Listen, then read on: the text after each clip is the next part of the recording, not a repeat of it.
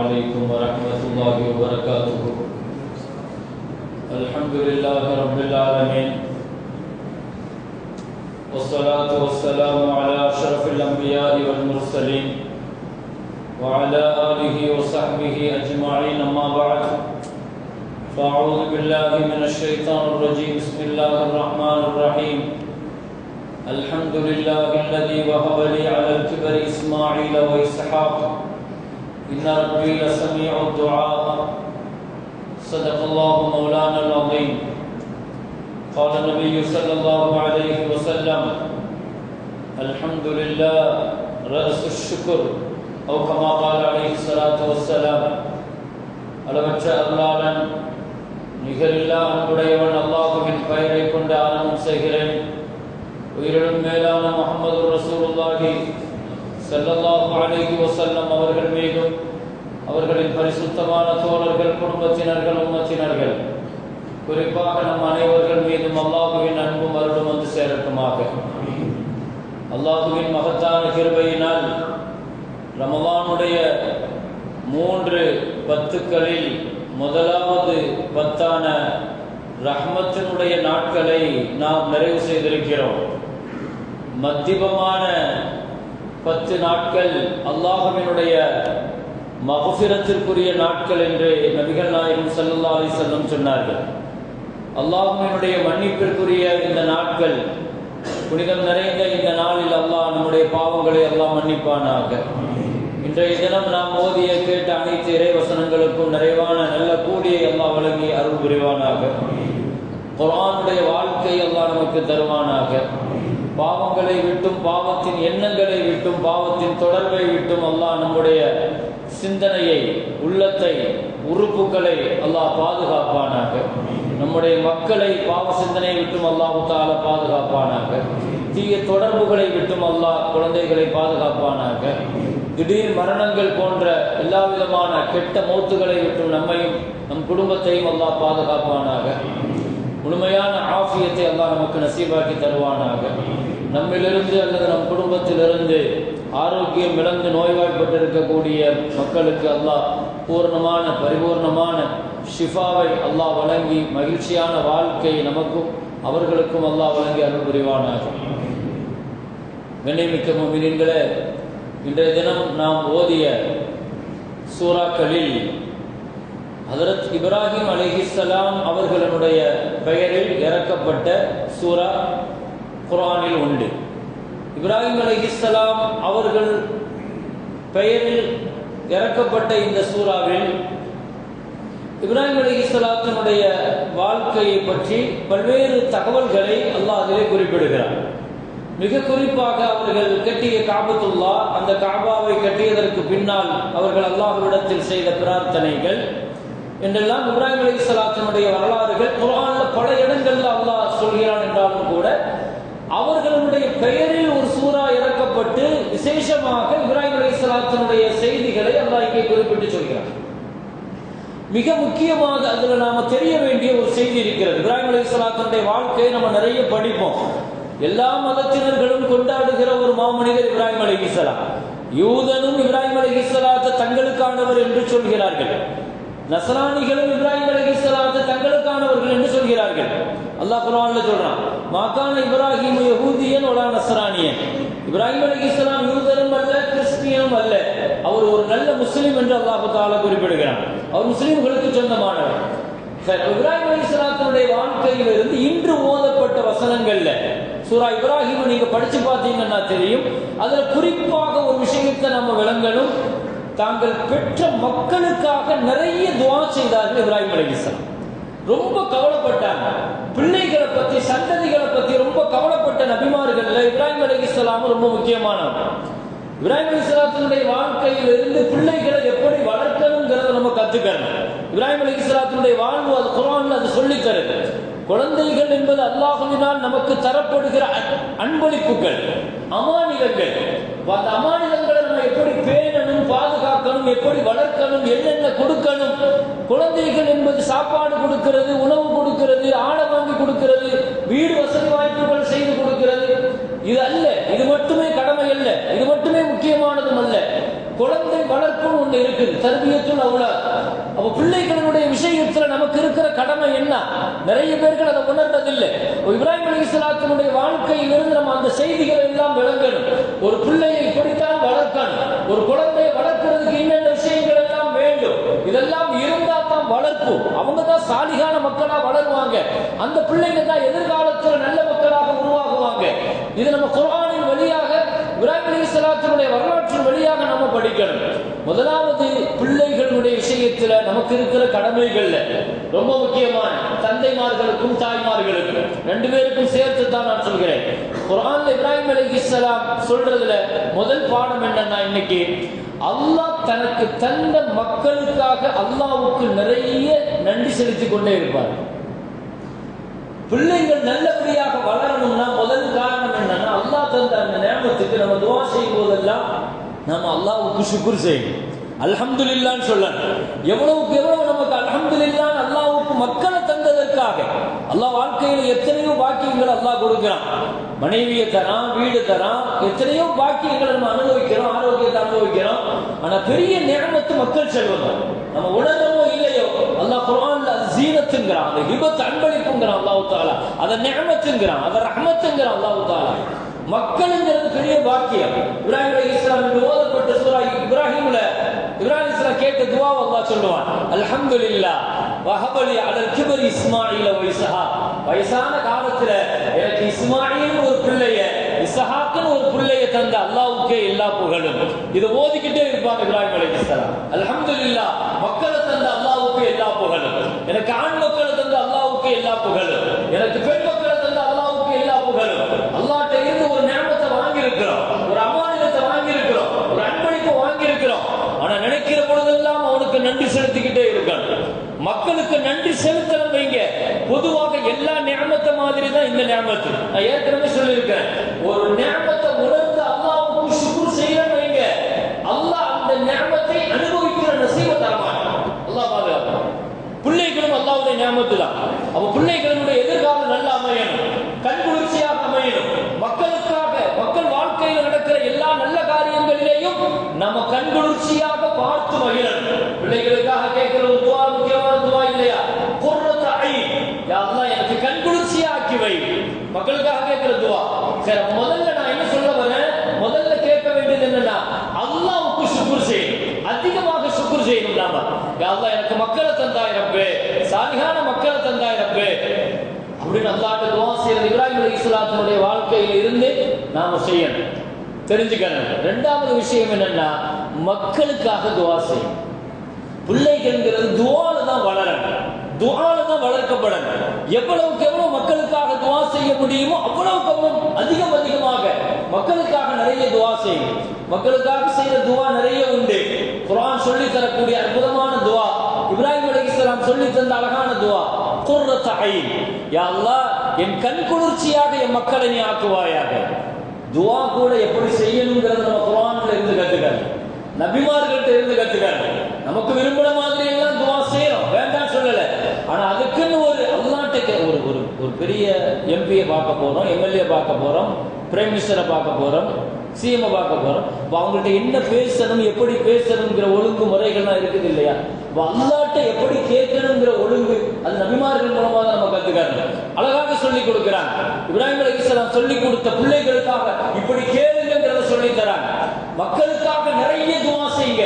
அது இப்ராஹிம் அலைஹிஸ்ஸலாத்துடைய வாழ்க்கையில இருந்து நம்ம கத்துக்கணும். என்ன துஆ செய்யணும்? இப்ராஹிம் அலைஹிஸ்ஸலாம் கேட்டாங்க, குர்ரத்து ஐன், என் பிள்ளையை குர்ரத்து ஐனாக ஆக்கு. குர்ரத்து ஐனா என்ன? கண் குளிர்ச்சியாக ஆக்கு, கல்பு குளிர்ச்சியாக ஆக்கு. கண் குளிர்ச்சி, குர்ரத்து ஐனுங்கிற வார்த்தைக்கு நிறைய அர்த்தம் உண்டு. மக்களுக்காக அது நிறைய கேளுங்க. அதுக்காக என்ன அர்த்தம்னா, என் பிள்ளைகளுடைய வாழ்க்கையில எல்லா நல்ல காரியங்களையும் நான் சந்தோஷமாக பார்த்து அனுபவிக்கிற நசீபம் என் மக்கள். அது ஒரு பெரிய வார்த்தை. ஃபிரௌனை வந்து ஃபிரௌனுடைய தர்பார்ல மூசா அலைஹிஸ்ஸலாத்தை ஒன்னது ஆசியா அம்மா இங்க இந்த புள்ள நைல்ல வந்துச்சு, இந்த குழந்தையை நாமே வளர்ப்போம் அப்படின்னு சொல்லிட்டு அந்த அம்மா சொல்லுச்சு, குர்ரத்து ஐனில்லி வளக், குர்ரத்து ஐனில்லி வளக், இந்த புள்ள வந்து எனக்கும் உங்களுக்கும் கண்குளிர்ச்சியா இருக்கட்டும், நாம பிள்ளையா எடுத்து வளர்ப்போம் அப்படின்னு சொன்ன பொழுது அவன் ஒன்னும் பேசாம இருந்திருக்கான். லவ்கான சக்கத்த, வாய் மூடி இருந்தாலாவது அந்த புள்ள அவனுக்கு ஆரோக்கியமாகவும் அந்த புள்ள அவனுக்கு ஈமானுக்கு காரணமா இருந்திருக்கும்.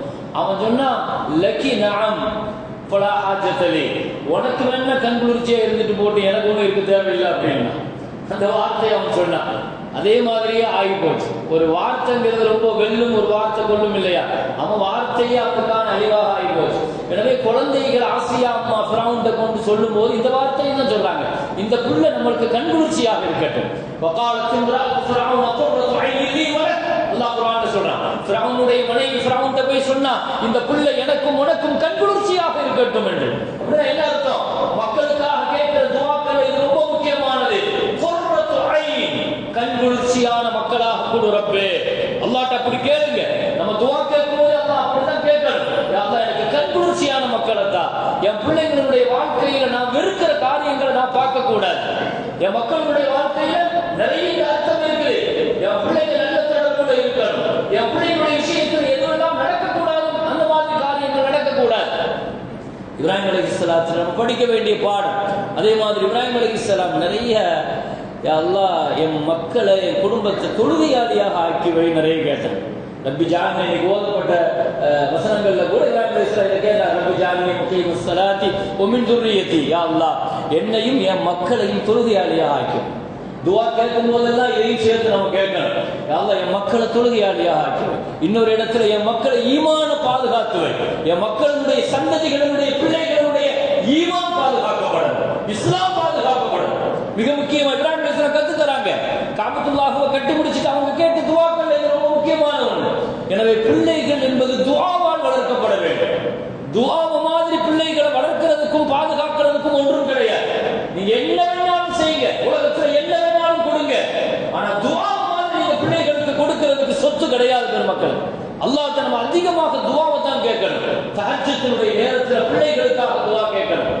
யாக்கூப் அலைஹிஸ்ஸலாத்துடைய பிள்ளைகள் 11 பேர்கள் தவறான வழிக்கு போயிட்டாங்க. பின்னால் ஒரு கட்டத்தில் திரும்பி வந்தாங்க. பாப்பாட்ட வந்து சொன்னாங்க, யா அபானா இஸ்தக்ஃபிர் லனா துனூபனா, எங்களை மன்னிச்சிருங்க, நாங்க தப்பு செஞ்சிட்டோம், இப்படி வாழ்ந்துட்டோம் 20-30 வருஷம். யாக்கூப் அலைஹிஸ்ஸலாம் சொன்னாங்க, சௌஃப அஸ்தக்ஃபிர் லக்கும் ரப்பி, என் ரப்புட்ட உங்களுக்காக நான் பாவ மன்னிப்பு கேட்பேன், அதுக்குன்னு ஒரு நேரம் வச்சிருக்கிறேன்னு சொன்னாங்க. என்ன அர்த்தம்னா, ஒரு தந்தை தன் மக்களுக்காக தஹஜ்ஜத்துல துஆ செய்யற தந்தையாக இருக்கணும்ங்கிறது இந்த ஆயத்து சொல்லுது. பிள்ளைகளுக்காக நாம செய்ய வேண்டிய துஆ நேரம் இருக்குது. மக்களுக்காக தஹஜ்ஜத்துல கையேந்துகிற பெற்றோர்கள் இருக்கிற வரைக்கும் அந்த பிள்ளைகள் தவறான பாதைக்கு போக மாட்டாங்க. பிள்ளைகளுடைய துஆ குர்ஆன் முழுக்க அல்லாஹ் தஆலா சொல்றானே. உலகத்திலேயே மரியம் அலைஹிஸ்ஸலாம் குர்ஆன்ல இவ்வளவு சொல்லப்பட்ட ஒரே ஒரு பெண்ணினுடைய பெயர் மரியம் அலைஹிஸ்ஸலாம். குர்ஆன்ல வேற எந்த பெண்ணுடைய பெயராவது இருக்குதா? குர்ஆன்ல அல்லாஹ் சொல்ற அளவுக்கு மரியம் அலைஹிஸ்ஸலாத்தினுடைய பெயர் அவ்வளவு பெரிய பாக்கியம் வேற எந்த பெண்ணினுடைய பெயரும் குர்ஆன்ல கிடையாது. ஏன்? நபி ஸல்லல்லாஹு அலைஹி வஸல்லத்துடைய மனைவிமார்கள், நம்முடைய தாய்மார்கள், அவங்களுடைய பெயர் குர்ஆன்ல இருக்குதா? இல்ல. யாருடைய பெயரும் குர்ஆன்ல கிடையாது. பொம்பளை பெண்களுடைய பெயர் குர்ஆன்ல இருக்காது. ஒரே ஒரு பெண்ணுடைய பெயர் மட்டும்தான் குர்ஆன்ல இருக்குது, மரியம் அலைஹிஸ்ஸலாம். அல்லாஹ் அந்த அம்மாவுடைய பெயர்ல ஒரு சூறாவுக்கும் அல்லாஹ் பெயர் வச்சிருக்கான். பாக்கியமான பெண். அவங்க பிறக்கிற சமயத்தில் அவங்க அம்மா கேட்ட துஆவை அல்லாஹ் குர்ஆன்ல சொல்றான், யா அல்லாஹ் என் வயிற்றுல கருவுல இருக்கிற பிள்ளைய அல்லாஹ் நீ இந்த தீன் ஹித்மத் செய்கிற நல்ல பிள்ளையாக எனக்கு நீ உருவாக்கி தந்திருக்க. குழந்தை பிறந்த உடனே அல்லாஹ்ட்ட கேட்ட துஆ, என் பிள்ளைக்கு மரியமும் பேர் வைக்கிறேன், என் பிள்ளையை விட்டு ஷைத்தான பாதுகாப்பு தேவை, நீ பாதுகாக்கணும், என் பிள்ளையை நீ வளர்த்து தரணும்னு கேட்டான். அம்பதஹா நபாத்தன் ஹஸனா, அல்லாஹ் சொன்னான் ஃபதகப்பலஹா ரப்புஹா பிகபூலின் ஹஸனா. அந்த அம்மா கேட்ட துஆவை அல்லாஹ் ஏத்துக்கிட்டு அந்த பிள்ளையை அல்லாஹ் வளர்த்தான். மரியம் அலைஹிஸ்ஸலாத்தை யார் வளர்த்தா? குர்ஆன் சொல்லுது, வ அம்பதஹா நபாத்தன் ஹஸனா. அல்லாஹ் தான் வளர்த்தான் மரியம் அலைஹிஸ்ஸலாத்தை. சாப்பாடு எங்கிருந்து வரும் தெரியுமா? சாப்பாடு எங்கிருந்து வரும்? குல்லமா தகல அலைஹா ஜக்கரியா மெஹரா, ஜக்கரியா அலைஹிஸ்ஸலாம் வந்து அந்த அம்மா இருக்கிற ரூம்ல உள்ள நுழைவாங்க. பார்த்தா சாப்பிட்டு இருப்பாங்க. அந்த கனிகள் எல்லாம் புதுசா இருக்கும், உணவெல்லாம் புதுசா இருக்கும். யா மரியம் அன்னாலுக்கு ஹாதா, இந்த உணவு எங்க இருந்துமா வந்துச்சு அப்படின்னு கேட்பாங்க. அந்த அம்மா சொல்லுவாங்க, மரியம் அலைஹிஸ்ஸலாம், மினஇந்தில்லாஹ், அல்லாஹ்ட்ட இருந்து நேரடியாக ரிஸ்க். ஒரு பெண்ணுக்கு அல்லாஹ் கொடுக்கிறான். யார் வளர்த்தா? அல்லாஹ். ஏன் பாதுகாப்பு? அல்லாஹ். மரியம் அலைஹிஸ்ஸலாத்தை நெருங்க முடியாது. உலகத்திலேயே ஷைத்தான் நெருங்க முடியாத ஒரே ஆத்மா மரியம் அலைஹிஸ்ஸலாம், அவங்களுடைய மகன் ஈசா அலைஹிஸ்ஸலாம். இந்த ரெண்டு பேரையும் ஷைத்தான் பக்கத்துல கூட போக முடியாது. பிறந்த உடனே எல்லாத்தையுமே ஷைத்தான் முதல்ல ஒரு கிள்ளுவான். ஹதீஸ்ல ஸல்லல்லாஹு அலைஹி வஸல்லம், குழந்தைகள் அழுகிறதே ஷைத்தான் கிள்றதுனால தான். ஏன்னா எனக்கும் உனக்கும் தொடர்பு வந்துருச்சு அப்படின்னு காட்டுறதுக்கு அவன் குழந்தையை கிள்ளுவான். பிறந்த உடனே உனக்கு எனக்கும் டச் ஏற்பட்டுடுச்சு, எனவே குழந்தை அழ ஆரம்பிக்கும். அதற்கு பின்னால தான் லம்மத்தம் மினல் மலக்கு, மலக்கு வந்து தொடுவார். நீ கவலைப்படாத, நானும் உன் பாதுகாப்புக்கு இருக்கேன். ஷைத்தான் வந்து சொல்லுவானா, நான் உன்னை தீண்டதுக்கு ரெடி ஆகிட்டேன்னு சொல்லுவான், பயம் காட்டுவான். குழந்தை அழுகும். லம்மத்தம் மினல் மலக்கு, அடுத்து மலக்கு வந்து அந்த குழந்தையை தொடுவார். நீ கவலைப்படாத, உங்கூட எப்பவும் நானும் இருப்பேன், பாதுகாப்பு இருக்கு, உன்னுடைய பாதுகாப்பு இருக்கு. குர்ஆன்ல அல்லாஹ் சொல்ற மாதிரி ஒய்ஸுர் அலைக்கும் ஹஃபதா, மனுஷனை எப்பவுமே கபூர்ல கொண்டு வைக்கிற வரைக்கும் மலக்குமார்கள் இருந்துகிட்டே இருப்பாங்க. மௌத் வரைக்கும் மலக்குமார்கள் நமக்கு பாதுகாப்புக்கு இருப்பாங்க. பல நேரங்கள்ல பெரிய ஆபத்துகள்ல இருந்து நாம தப்பிச்சிட்டோம் நம்ம நினைச்சுக்கிடுவோம், மலக்குமார்கள் பாதுகாத்துட்டாங்க. அல்லாஹ் குர்ஆன்ல சொல்றான், ஒய்ஸுர் அலைக்கும் ஹஃபதா லஹு முஅக்கிபாத்து மின் பைனி யதைஹி வ மின் கல்ஃபிஹி யஹ்ஃபதுனஹு மின் அம்ரில்லாஹ். நேற்று ஓதப்பட்ட சூரத்துல் அஹ்ஸாப்ல அல்லாஹ் சொல்றான், என்ன வார்த்தை சொல்றான்? உங்களை பின்தொடர்ந்து வருகிற மலக்குமார்கள் இருக்கிறார்கள், உங்களுக்கு தெரியுமா? யஹ்ஃபதுனஹு மின் அம்ரில்லாஹ், அவர்கள் தான் உங்களை பாதுகாக்கிறாங்க, உங்களை பாதுகாத்துட்டு இருக்காங்க. நீங்க நினைச்சிட்டீங்க நாம தப்பிச்சிட்டோம், நாம இதுல இருந்து ஆபத்துல இருந்து தப்பிச்சிட்டோம், இதை செஞ்சிட்டோம், இவ்வளவு திறமையா பண்ணிட்டோம். மலக்குமார்கள் பாதுகாக்கிறாங்க. பல நேரங்கள்ல நீங்க படுக்கிறீங்க, ரூஹு மேல போயிருது, ரூஹு போயிட்டு இல்லையா, எப்படி வலது பக்கத்துல இருந்து இடது பக்கம் திரும்புறீங்க, இடது பக்கத்துல இருந்து வலது பக்கம் திரும்புறீங்க? மலக்குமார்களால் நாங்கள் உங்களை திருப்பி விடுகிறோம். உங்களை பாதுகாக்கிற மலக்குமார்கள் திருப்புகிறார்கள். ஒரே இதில் நீ படுத்தால் உனக்கு அது இடையூறு ஏற்பட்டுவிடும். துஆ ரொம்ப முக்கியம். பிள்ளைகளுக்காக, மக்களுக்காக நாம் செய்ய வேண்டிய துஆக்கள், சந்ததிகளுக்காக. பெருமக்களே, எனவே மரியம் அலைஹிஸ்ஸலாம் தன் தாயினுடைய துஆ வாங்கினதுனால எவ்வளவு பெரிய பாக்கியத்தை வாழ்க்கையில் அடைஞ்சாங்க. எனவே மக்களுக்காக தந்தையோ தாயோ செய்த துஆவுக்கு நிகராக உலகத்தில் எந்த துஆவும் கிடையாது, எந்த துஆவும் கிடையாது. பிள்ளைகளை துஆவால கண்டிப்பாக, கண்ணீரால் கண்டிப்பாக சரி பண்ண முடியும். புகாரி இமாம் அவர் பிறந்த உடனே அவருக்கு பார்வை கிடையாது. ஒரு குழந்தைக்கு பிறந்த உடனே பார்வை இல்லை. இமாம் புகாரி ரஹ்மத்துல்லாஹ், அந்த அம்மா கேட்டுச்சு பாருங்க துஆ, அவ்வளவு கேட்டாங்க. யா அல்லாஹ், என் பிள்ளைக்கு நீ கண்ணொளியை கொடு, என் பிள்ளையை கொண்டு இந்த உலகத்தினுடைய ஈமான நான் வெளிச்சமாக்குறேன் அப்படின்னு அந்த பிள்ளை சொல்லு. அந்த அம்மா சொன்னேன், அவ்வளவு துஆ கேட்பாங்க. எத்தீமான பிள்ளை, வாப்பா இறந்து போயிட்டார், அனாதையான எத்தீமான பிள்ளையா, அந்த எத்தீமான பிள்ளைக்கு அல்லாஹ் நீ கண் பார்வையை கொடுக்கணும். அந்த அம்மா கேட்ட துஆ தான். ஒரு நாள் கனவுல ஹஜ்ரத் இப்ராஹிம் அலைஹிஸ்ஸலாம் வந்து அல்லாஹ் தஆலா உன் பிள்ளைக்கு கண் பார்வை தந்துட்டான்னு சொல்லி சொன்ன உடனே முடிச்சு பார்க்குறாங்க, பிள்ளைக்கு பார்வை தெளிவா தெரியுது. அல்லாஹ் அக்பர். இன்னைக்கு அவர் எழுதின புகாரிங்கிற 6000 சொச்ச ஹதீஸுகளை கொண்ட அந்த கிதாபு தெரியாத ஒரு முஸ்லீம் இருக்க முடியுமாங்க? புகாரி இமாம தெரியாத ஒரு முஸ்லீம் இருக்க முடியுமா? அவர் என்ன அரபு நாட்டிலேயா பிறந்தார், மக்காவிலேயா பிறந்தார், மதீனாவிலேயா பிறந்தார், ரஷ்யாவில் பிறந்தார். ஒரு ரஷ்யாவில் பிறந்த இமாம் புகாரியை உலகம் முழுக்க கொண்டு போயிட்டான் அல்லாஹ் தஆலா. அவர் அரபி அல்ல, அவருடைய சொந்த பாஷை அரபியும் அல்ல. இப்போ பிறக்கும் போது பார்வை இல்லை. ஒரு தாயினுடைய உறுதி, யா அல்லாஹ் என் பிள்ளைக்கு நீ பார்வையை கொடுக்கணும் கேட்டார். என் பிள்ளைய உலகம் முழுக்க நான் கொண்டு போறேன், என் பிள்ளையுடைய தீன உலகம் முழுக்க கொண்டு போறேன். ஒரு தாயினுடைய துஆவும் ஒரு தாயினுடைய உறுதியும் இமாம் புகாரி இன்னைக்கு உலகத்தினுடைய கடைசி முஸ்லிம் வரைக்கும் கொண்டு போய் சேர்த்துச்சு. பிள்ளைகளுக்கு துஆ செய்யணும். நாம துஆவுக்கு நிகராக ஒன்று கிடையாது பெருமக்களே. மக்களுக்காக நிறைய துஆ செய்யுங்க. இரண்டாவது என்னன்னா, மக்களுக்காக பெரியவங்களுடைய துஆவை வாங்குறதுக்கு சொல்லுங்க பிள்ளைங்கள்ட்ட. துஆல நாம செய்யறது ஒண்ணு இருக்கு, பெரியவங்களுடைய துஆவை வாங்குறது இது ரொம்ப முக்கியம். இது சாலிஹீன்கள் இருப்பாங்க, அவுலியாக்கள் இருப்பாங்க, உலமாக்கள் இருக்கிறாங்க, பெத்தவங்க இருப்பாங்க, குடும்பத்தில் பெரியவங்க இருப்பாங்க. அவங்கள்ட்ட போய் பிள்ளைகளுக்காக துஆ செய்யுங்க நாம சொல்லணும். மக்களுக்காக துஆ செய்யுங்க. ஒரு இடத்துக்கு போறீங்க, பெரியவங்க இருக்கிறாங்க, அவங்கள்ட்ட போய் என் பிள்ளைக்கு துஆ செய்யுங்க, மக்களுக்கு துஆ செய்யுங்க. அனஸ் ரலியல்லாஹுடைய உம்மா சின்ன பிள்ளைய கூட்டு வந்துச்சு. அனஸ் ரலியல்லாஹு